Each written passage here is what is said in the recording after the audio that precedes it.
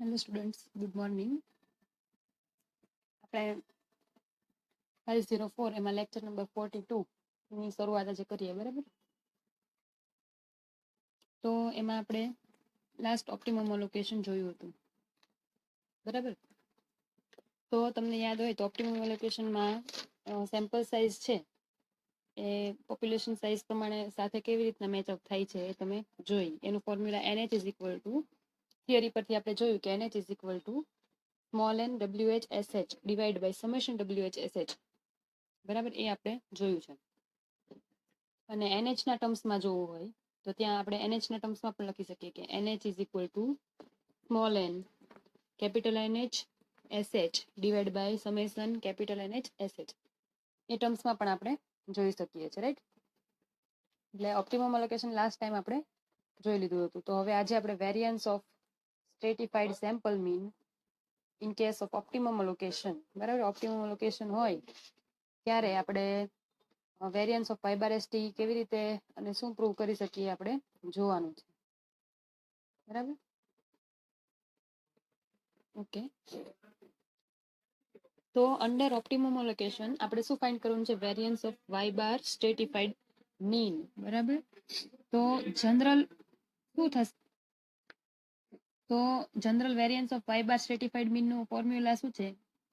ખાલી સ્ટ્રેટિફાઈડ મીન માટે વેરિયન્સ શું થાય છે?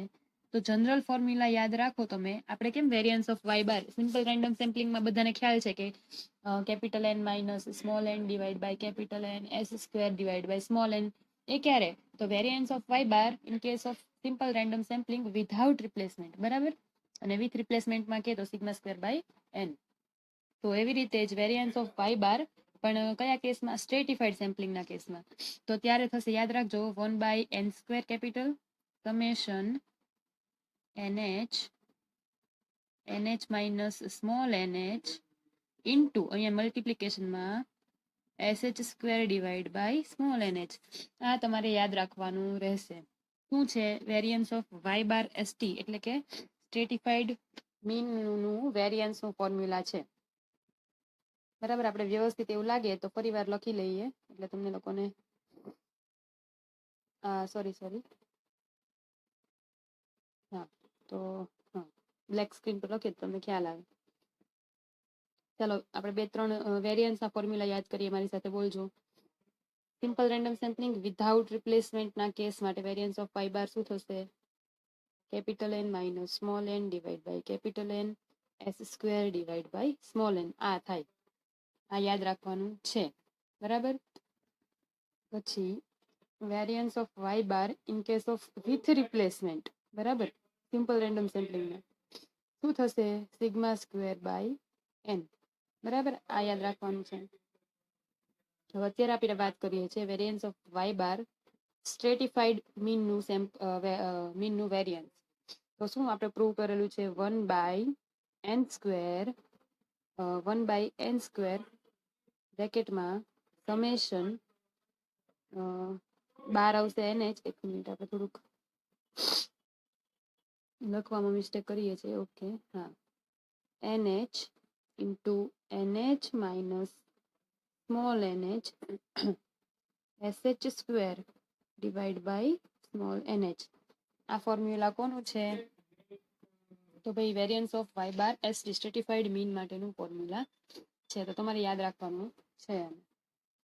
હવે આપણે શું પ્રૂવ કરવાનું છે અત્યારે? Variance of y/, stratified in case of optimum allocation. Optimum માટે શું થાય એ આપણે આજે જોવાનું છે. તો ઓપ્ટિમમ અલોકેશન માટે સેમ્પલ સાઇઝ શું છે એ તમને ખ્યાલ હોય તો જ તમે આગળ કરી શકો ને. તો ઓપ્ટિમમ અલોકેશનના અંડરમાં H સ્ટ્રેટમની સેમ્પલ સાઇઝ આપણે આવી રીતે લખી શકીએ, capital small n into WH into SH. એટલે કે જે સ્ટ્રેટાની વાત કરતા હોય એનો જ વેઇટ અને એ જ સ્ટ્રેટાનું standard deviation divide by summation WH SH. એટલે દરેક સ્ટ્રેટાના વેઇટ અને એના સ્ટાન્ડર્ડ ડેવિએશન મલ્ટિપ્લિકેશન અને એનું એડિશન કરેલું ટર્મ અહીંયા આવે તો આપણને આ શું મળશે? Sample size in case of optimum allocation, બરાબર? તો આનો યુઝ કરીને આપણે variance of y/, stratified mean ઓપ્ટિમમના કેસમાં ફાઇન્ડ કરીએ. ચાલો, તો હવે આપણી સ્ક્રીન જુઓ તમે. પહેલા આપણે જનરલ ફોર્મ્યુલા લખી લીધું, બરાબર ને? જુઓ અહીંયા તમારી સામે લખેલું છે 1/n² summation NH capital NH minus small NH SH square divide by small NH. બરાબર. હવે શું કરશું? આ જે NH ને SH સ્ક્વેર છે એને આપણે અંદર મલ્ટીપ્લાય કરી દઈએ અને આ NH જે છે એને પણ સાથે મલ્ટીપ્લાય કરતા જઈએ. તો પહેલા કાઉન્સ સાથે બંનેનું મલ્ટીપ્લિકેશન. તો અહીંયા શું થઈ જશે? NH square SH square divide by small NH first term, અને આ 1/n² છે એ પણ સાથે મલ્ટીપ્લાય એટલે અહીંયા. હવે એ રીતે આ 1/n² પહેલા મલ્ટીપ્લાય થયો. હવે NH ઇન્ટુ SH સ્ક્વેર આવશે, NH ઇન્ટુ SH સ્ક્વેર, પછી આ NH અને આ NH જે છે મલ્ટીપ્લાય થશે એટલે કેન્સલ આઉટ થઈ જશે. ટૂંકમાં તમે તમારી રીતે મલ્ટીપ્લિકેશન કરજો. આ ત્રણેય આને અંદર લઈ જવાનું છે 1/n² બધા સાથે મલ્ટીપ્લાય થશે. સેમ આ NH બધા સાથે બંને સાથે મલ્ટીપ્લાય, અને આ ટર્મ પણ બંને સાથે મલ્ટીપ્લાય થશે. બરાબર. એટલે તમે સોલ્યુશન આપશો એટલે આવું કંઈક આવશે તમારી સામે. હવે તમારી પાસે ઓપ્ટિમમ લોકેશનમાં જે સેમ્પલ સાઇઝ છે અત્યારે લખી હતી, યાદ હોય તો શું લખી હતી ઓપ્ટિમમ લોકેશનમાં? H સ્ટેટમની સેમ્પલ સાઇઝ તો n into WH into SH divide by summation WH into SH. હવે WH ના ટર્મ્સમાં ન લખવું હોય તો આપણે ખ્યાલ જ છે SH ના NH ના ટર્મ્સમાં પણ લખી શકીએ. આપણે એ પણ પ્રૂવ કર્યું છે. Small n into capital NH into SH divide by summation NH into SH. બરાબર. તો NH ના ટર્મ્સમાં આપણે કરીએ, કેમ કે અત્યારે આપણે NH લીધા છે એટલા માટે. તો આનો યુઝ આપણે ક્યાં કરશું? આ NH ની વેલ્યુનો અહીંયા પુટઅપ કરવાની છે. ચાલો તો હવે એને આ ઇક્વેશનમાં પુટઅપ કરીએ. તો જો અહીંયા મૂકેલી છે પેલા 1/n² સમેશન ઉપરની ટર્મ જે છે એઝ ઇટ ઇઝ, બરાબર. નીચે સ્મોલ NH ની જગ્યાએ n into NH into SH divide by summation NH SH. બાકીની આ લાસ્ટ ટર્મ છે એઝ ઇટ ઇઝ. હવે આ ડિવાઈડમાં જે છે એ ઉપર જતું રહેશે, બરાબર. એટલે ત્યાં શું થઈ જશે? ઉપર સમેશન NH SH, અને આ જે NH SH છે એમાંથી એક NH SH કેન્સલ આઉટ થઈ જશે નીચેની ટર્મ સાથે, બરાબર. એટલે જો 1/n² સમેશન અહીંયા NH ઇન્ટુ ઉપર જે હતું સમેશન વાળું NH ઇન્ટુ SH એ હતું, અને અહીંયા બીજો એક NH SH હતો, એટલે અહીંયા જે છે એ સ્ક્વેર વાળી ટર્મ થશે, અને ડિવાઈડ બાય n, નીચે n હતો એક n, minus 1/n² summation NH into SH square. તમને આ ટર્મમાં ખ્યાલ આવ્યો? આ જે NH SH છે ઉપર જાય છે, બરાબર, સમેશન વાળું. પછી આમાં જે એક NH SH છે એ કેન્સલ આઉટ થાય છે, બાકીનો જે છે એની સાથે સ્ક્વેર થઈ જશે, ઉપર વધે છે એની સાથે. કરી જોજો એટલે આવડી જશે. અને બાકીની છે આ ઇઝ ઇટ ઇઝ ટર્મ લખી લીધી છે. હવે આ n² છે આપણે એને અંદર લઈ જઈએ તો તમને ખબર જ છે કે NH ડિવાઈડ બાય n હોય તો શું થાય? WH થાય, અને આનો સ્ક્વેર હોય તો અહીંયા WH સ્ક્વેર થઈ જશે. તો જુઓ તમે આને અંદર લઈ જશો NH ડિવાઈડ બાય n², તો અહીંયા સ્ક્વેર જ છે ને અહીંયા પણ સ્ક્વેર છે, એટલે અહીંયા શું થઈ? અહીંયા સ્ક્વેર છે ને n² એટલે WH, બરાબર, એનો હોલ સ્ક્વેર જ છે કેમ કે SH છે એટલા માટે, divide by n. Same as અહીંયા, પણ અહીંયા જે છે ને એક જ NH નો સ્ક્વેર નથી, એટલે આપણે એક જ n નો યુઝ કરશું અહીંયા, એટલે WH થઈ જશે અહીંયા, અને એક n જે કેપિટલ છે નીચે એઝ ઇટ ઇઝ રહેશે. એટલે તમારે જે પ્રૂવ કરવાનું હતું variance of y/st in case of proportional location, optimum location, એ આ ફોર્મ્યુલા છે. ઓપ્ટિમમ લોકેશન હોય ત્યારે તમે આ રીતે લખી શકો વેઇટના ટર્મ્સમાં, અને NH ના ટર્મ્સમાં લખવું હોય તો ઉપરની જે ફોર્મ્યુલા છે એ, બરાબર. એટલે કંઈ જ કરવાનું નથી. ઓપ્ટિમમ લોકેશન હોય તો એના ટર્મ્સમાં જે સાઇઝ હોય સેમ્પલ સાઇઝ H સ્ટેટમની એને પુટઅપ કરવાની વેરિયન્સ ઓફ y/st માં, અને જો પ્રપોર્શનલ લોકેશન હોય તો પ્રપોર્શનેટ જે સાઇઝ હોય એને વેરિયન્સ ઓફ y/st ના ફોર્મ્યુલામાં પુટઅપ કરો એટલે તમને બંને કેસ મળી જશે. ખ્યાલ આવ્યો? ઓકે. તો ઓપ્ટિમમ લોકેશન અને પ્રપોર્શનલ લોકેશન બંનેમાં તમને ખ્યાલ આવી ગયો હશે. હવે એક એક્ઝામ્પલ જોઈએ છે. ચાલો તમારી સામે આ બે પાના એટલા માટે લીધા છે કેમ કે આખી તમે કોલમ લાઈન જોઈ શકો, લાંબી લાંબી ઘણી બધી છે એટલે. ઓકે, હું રીડ કરું છું, લખી લેજો. A population is divided into 3 strata. Information regarding to them is as follow: stratum NH, stratum mean and stratum variance. એટલે આપણને શું શું આપેલું છે? stratum mean આપેલું છે, એનો variance આપેલો છે, અને NH એટલે કે સ્ટેટમની સાઇઝ પણ આપેલી છે. તો હવે નીચે વાંચો શું કહે છે? સ્ટેટમ 1 2 3 આપેલું છે, જુઓ. એક મિનિટ. જો આ સ્ટેટમ આપેલું છે, એને સાઈઝ આપેલી છે, એનું મીન આપેલો છે, એનું વેરિયન્સ આટલું આપેલું છે. એના સિવાયનું જેટલું પછીનું જે છે આપણે કેલ્ક્યુલેશન કરેલું છે, આટલું તમને આપેલું છે. બરાબર, હવે વાંચો નીચે. If 10, 6 and 3 units are taken respectively from these strata, find the variance of stratified mean, also find population mean. બરાબર, એટલે સ્ટ્રેટિફાઈડ મીન ફાઇન્ડ કરવાનું છે અને and then find the population mean, એટલે પછી પોપ્યુલેશન મીન પણ આપણે ફાઇન્ડ કરવાનું છે.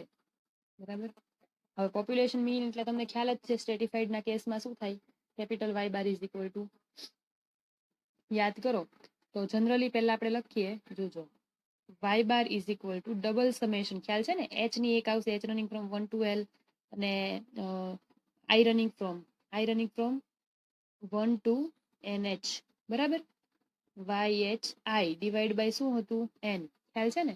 અને આમાં આ ટર્મ જે છે એના ઇઝ ઇક્વલ ટુ આપણે શું લખતા હતા, તો ફરી વાર લખી દઈએ, Y bar summation H running from 1 to L Y bar H and NH. બરાબર, ડિવાઈડ બાય કેપિટલ N. આવી રીતે આપણે આ ટર્મ લખી હતી વાય બારના ટર્મ્સમાં. બરાબર, તો આ ફોર્મ્યુલા જે છે એનો યુઝ આપણે પોપ્યુલેશન મીન ફાઇન્ડ કરવા માટે આ ફોર્મ્યુલાનો યુઝ કરશું આપણને, કેમ કે આપણને NH પણ ખબર છે અને દરેકના મીન પણ ખબર છે.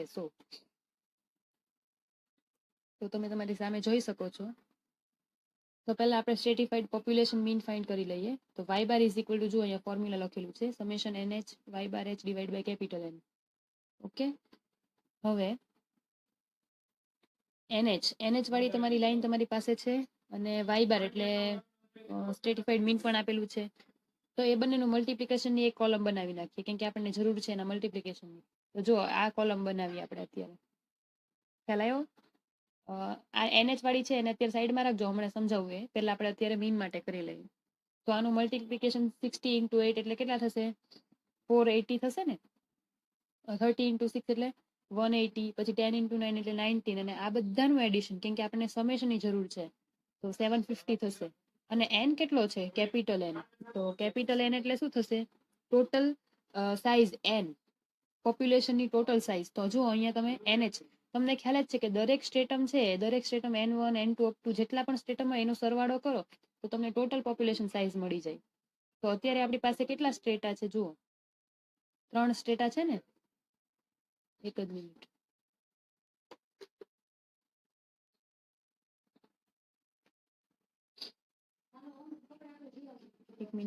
એક મિનિટ.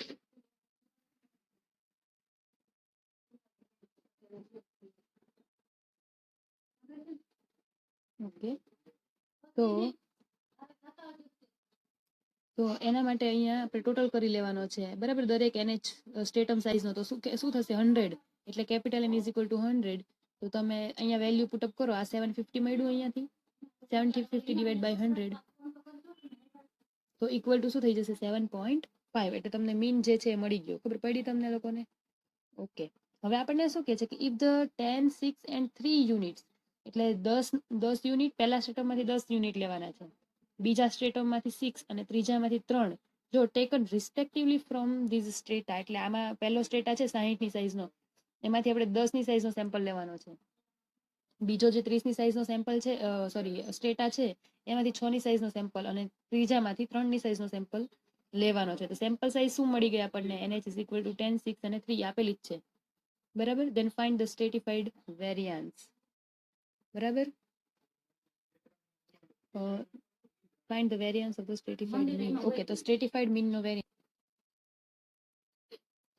ઓકે, તો variance of y bar stratified નું, ઓકે, તો સ્ટ્રેટિફાઈડ મીન, હવે આપણે શું ફાઇન્ડ કરવાનું છે, સ્ટ્રેટિફાઈડ મીન નો વેરિયન્સ. તો વેરિયન્સ કોનો ફાઇન્ડ કરવાનો છે, સ્ટ્રેટિફાઈડ મીન. એટલે સ્ટ્રેટિફાઈડ મીન એટલે y બાર ST. તો તમને એનું ફોર્મ્યુલા તો ખબર જ છે, 1/n² ઇન્ટુ વાળી ટર્મ આપણે નીચે લખીએ, કેમ કે આખું સમાસ છે નહીં, 1 અચ્છા તો આખી જ અહીંયા નીચે લખી નાખીએ, 1/n² summation NH capital NH minus small NH SH² divide by small NH. આ ફોર્મ્યુલા યુઝ કરવું હોય ને તો આપણે શું કરવું પડે, જોજો. પહેલા આપણે NH માંથી સ્મોલ NH માઇનસ કરવાની એવી કોલમ બનાવવી પડશે. પછી એ કોલમ જે બની જાય એની સાથે દરેક સાથે શું મલ્ટીપ્લાય કરવાનું છે, capital NH. Capital NH multiply થઈ જાય પછી આપણને વેરિયન્સ પણ આપેલો છે દરેક સ્ટેટાનો, એને મલ્ટીપ્લાય કરીને એની ડિવાઈડ આપણે NH કરવાનો છે, સ્મોલ NH. એવી રીતે આખી 3-4 કોલમમાં પણ તમે ડિવાઈડ કરીને કરી શકો આ એક્ઝામ્પલ. ખ્યાલ આવે છે? બરાબર. એટલે તમારે એવી રીતે પહેલા આખી કોલમ બનાવવી. ઓકે, ચલો તો તમે જોઈ લ્યો, આપણી પાસે NH માં તમને ખ્યાલ આવી ગયો, આ છે મીન માટે. હવે વેરિયન્સ માટે આપણે શું કરવું પડશે? પહેલા સબટ્રેક્શન વાળી કોલમ બનાવીએ, NH માઇનસ NH, પછી એને મલ્ટીપ્લાય કેપિટલ NH કરીએ, અને પછી એને SH² ડિવાઈડ બાય NH, અને એનું સમેશન કે જેનો યુઝ આપણે વેરિયન્સમાં કરવાના છીએ. બરાબર. એટલા માટે આ બધું કરીએ છીએ આપણે, આ બધી કોલમ્સ. ઓકે, તો કેપિટલ NH એટલે કેટલો છે આપણી પાસે? સપોઝ કે ફર્સ્ટ સ્ટેટાની વાત કરતા હોય તો 60, સ્મોલ NH કેટલો છે તો 10, એટલે 60 માઇનસ 10 એટલે 50 થઈ ગયા. પછી હવે સેકન્ડ કોલમમાં અહીંયા ધ્યાન આપજો, તો એની સાથે NH મલ્ટીપ્લાય કરવાનો છે. કેપિટલ NH એટલે 60 આપણો પહેલા પોપ્યુલેશન માટે, એટલે આ જે છે 50 આવે, 50 ઇન્ટુ 60 એટલે તમારે આવશે 300. બરાબર. એટલે જો અહીંયા 3000 આવશે. બરાબર. એટલે 3000 લખી નાખ્યા અહીંયા. પછી એને હવે નેક્સ્ટ કોલમમાં જોજો, SH² મલ્ટીપ્લાય કરવાના. SH² એટલે વેરિયન્સ કેટલો છે? 12, એટલે મલ્ટીપ્લાય 12 અને ડિવાઈડ બાય NH. NH એટલે શું છે આપણી પાસે? તો જુઓ 10, એટલે 10 ડિવાઈડ કરવાના. એ જે કરશો એટલે તમારી પાસે આવશે 3600. તો એવી રીતે દરેક સ્ટ્રેટા માટે, સેકન્ડ અને થર્ડ માટે પણ આ કોલમ જે છે એ બધી કેલ્ક્યુલેટ કરી લેવાની છે. કેલ્ક્યુલેશન થઈ જાય એટલે તમને અહીંયા એડિશન મળશે આ કોલમનું. હવે વેરિયન્સ ઓફ વાય બાર સ્ટ્રેટિફાઈડ પૂછેલું છે આપણે, સ્ટ્રેટિફાઈડ મીનનું વેરિયન્સ. તો સ્ટ્રેટિફાઈડ મીન એટલે y/ST અને એનો વેરિયન્સ એટલે v. આનું ફોર્મ્યુલા લખ્યું 1/n² summation NH NH minus small NH SH² divide by NH. Value put up કરો તો શું આવશે? 4905. એને ડિવાઈડ બાય n² છે, કેપિટલ n². તો n એટલે કેટલો છે? 100, એનો સ્ક્વેર. બરાબર. એટલે કે 1 ઇન્ટુ 40 આવશે. બરાબર ને? એટલે એ લખવાનું. પછી આપણે ડિવાઈડ કરીએ એટલે 0.4905 પોઈન્ટ કાપશું એટલે ખબર પડી. એટલે વેરિયન્સ કેટલો થશે સ્ટ્રેટિફાઈડ મીનનો? 0.49. એટલે એવી રીતે આ એક્ઝામ્પલ કાઉન્ટ થશે.